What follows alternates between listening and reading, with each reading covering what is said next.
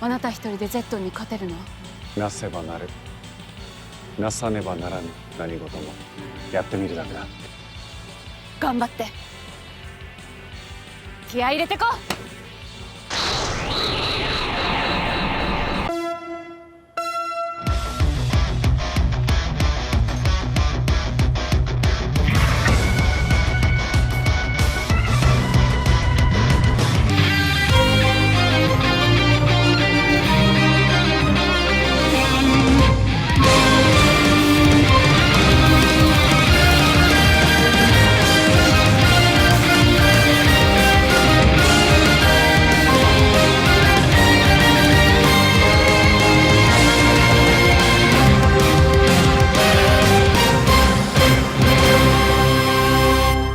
Okay, like, what the fuck? Like, this entire arc, we could have done shit with Cannonborg. And they did it in one episode? Why? You could have trickled this shit down. With this episode, we actually got more focused on Cannonborg. Sadly, that's the final episode that Cannonborg is going to appear in. Maybe he could maybe like get a new body, but I'm not sure how that works because it seems like they're just like aliens that were modified with tech. So it seems that just maybe those villains are not going to return. But yeah, the entire episode was kind of focused on him being pretty fucking pissed that literally none of his plans work and the amount of gasoline that he was expected to actually draw from Earth is pretty fucking low. And yeah, like having Yarukar all the time just speak up but always getting shut up is quite annoying. So he decided to invoke his pretty much like final plan, fuck this, scorch Earth, and that is to release Zeton. Wait, that's a completely different franchise. I'm sorry, I thought we were in like 2021 and watching Shin Ultraman. But pretty much it's a big robot version of like his controller slash phone, so that pretty much is set to collide with Earth, but like not actually, from what I understand, crash into it, to pretty much just fire a big fucking laser, and that laser just draws all the gasoline away from all the humans, which you could have done it from the start. I don't know why you waited that long. It's not like an Ultraman show and Alien Zeton in it could kind of build, you know, Zeton. You had that. Fucking like Sakito knew about it. Why the fuck you waited that long? And it's actually the big, I don't know, I would just call it Zeton. Cannonborg Zeton is going to crash into Earth's orbit in 60 minutes. So pretty much the team is going ahead and just trying to figure out how to stop it. Pretty much Tyre is going to, I don't know, try to do something with a satellite, while both Mira and Joe are pretty much trying to find him, while like Genba is like, hey, look, I got a satellite for us, I got a satellite dish for us, that would work. While Chashiro is configuring a framework. For fuck's sake, Chashiro, I get it. You want to work on your CCNP. Way more CCNA than CCNP, but do it later. The Earth is at risk. Why the fuck are you configuring a fucking framework? But yeah, that plan didn't fucking work because the satellite crashed into the big Cannonborg Zeton, and it's, hey, it's good fucking design. It didn't fucking break. Nice. Like, again, should have done it from the start. But I love that pretty much the entire first half kind of focused on like Cannonborg's character of like, he's all the time telling people what to do. He doesn't do it with them. He is clearly strong, but he's not as strong as, let's say, like Mad Rex.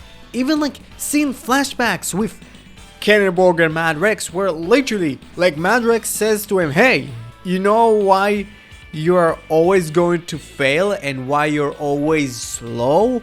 Because he's running alone. Which, like, hey, if you think about it, Madrex most of the time did fight alongside the Hashirian trio. And if he didn't, it's a challenge that he know that, yeah, he would probably have the upper hand. Which is cool. I kind of wish that, like, after this episode that maybe Cannonball could have been slightly more useful in at least the physical aspects, because fuck, that fight scene with Sakata was great. But also, like, yeah, it kind of makes sense. Like, why he wouldn't fight all the time, because he's very much the intelligent type. But still, so pretty much the satellite didn't work, so they thought about, okay, maybe we're somehow going to find him and just shoot that controller out of him. But how they're going to find him? Hey, the cop didn't work. Sending people flyer with a terrible drawn picture of him didn't work.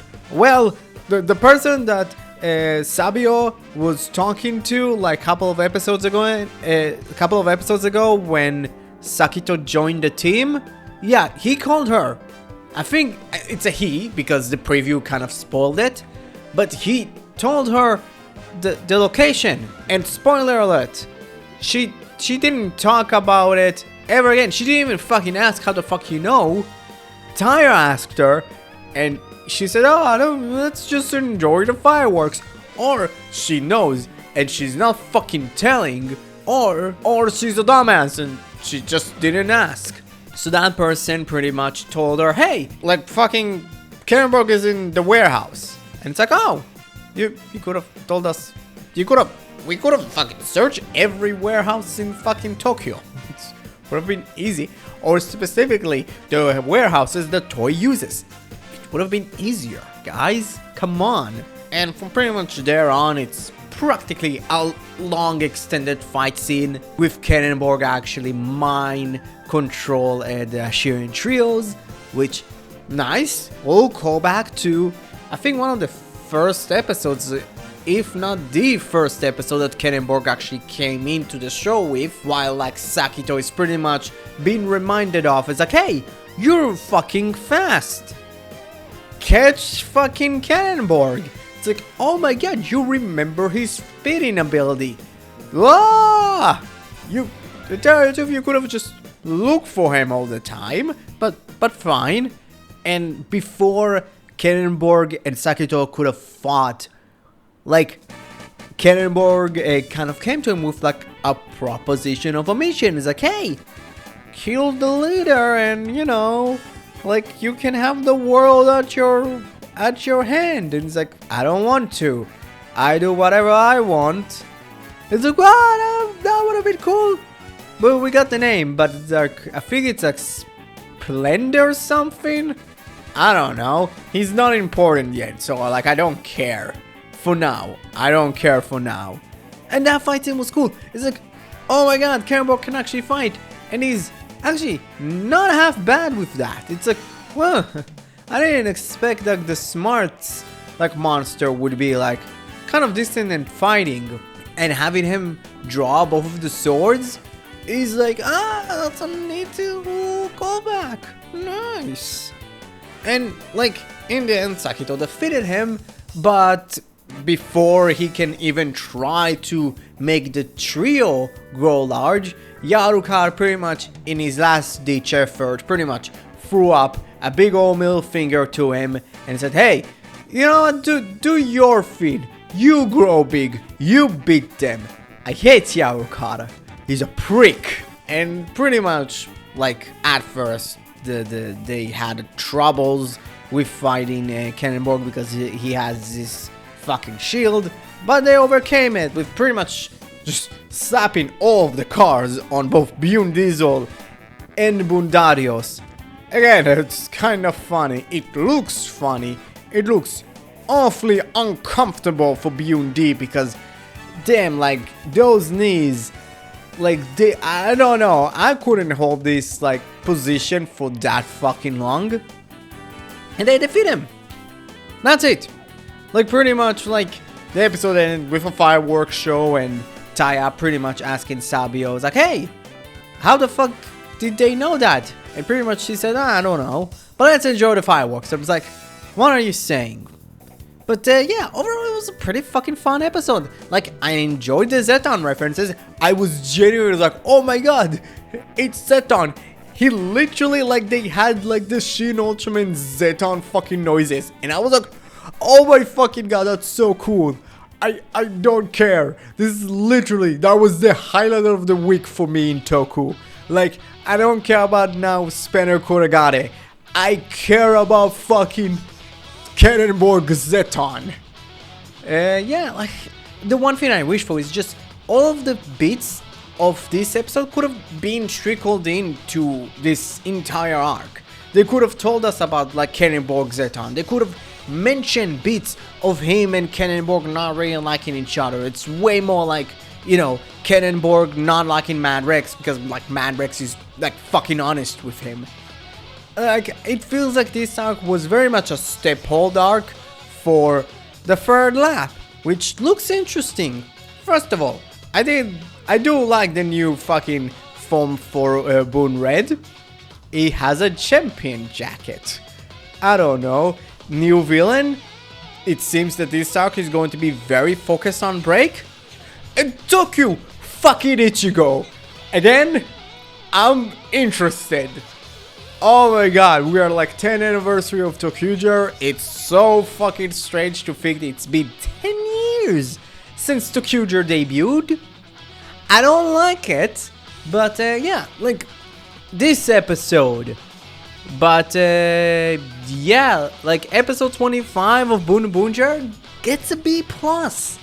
The problem is the entire like second lap, in kind of exception to like Sakito's debut, it was kind of mediocre. Like this episode and like Sakito's debut, it was kind of mediocre. It was kind of all over the place. Like, I remember episodes, but I don't really remember anything like completely like, oh my god, mind blown thing. Yeah, this entire arc kind of gets a C+. Again, next to the first arc that I truly believe was very strong, this one kind of feels like the weak link. It kind of feels like, weirdly, kind of like the legend arc of fucking Boonboomger. Oh boy, that's sad. But yeah, what you thought about Boonboomger episode 25? Shin fucking Cannonball Zeton. What you thought about him? Comment below, let me know. Thank you very much for watching the video. If you liked it, please press that like button.